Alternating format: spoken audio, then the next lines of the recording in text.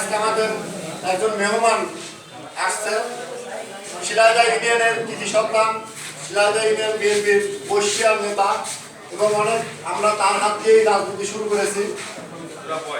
চাঁদপুরের কৃতি সন্তান, আমাদের শিলাইদহ ইউনিয়ন বিএনপির সাবেক সিনিয়র সহসভাপতি আর ভারপ্রাপ্ত সভাপতি ছিলেন দীর্ঘদিন, আমার শ্রদ্ধেয় মোহাম্মদ মোকা চেয়ারম্যান।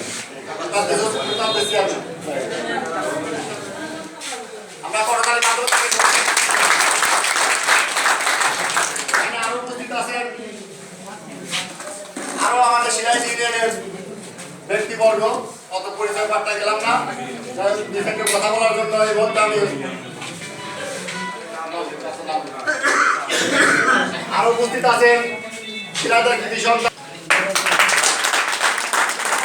আরো উপস্থিত আছেন মোহাম্মদ আফজাল বিশ্বাস,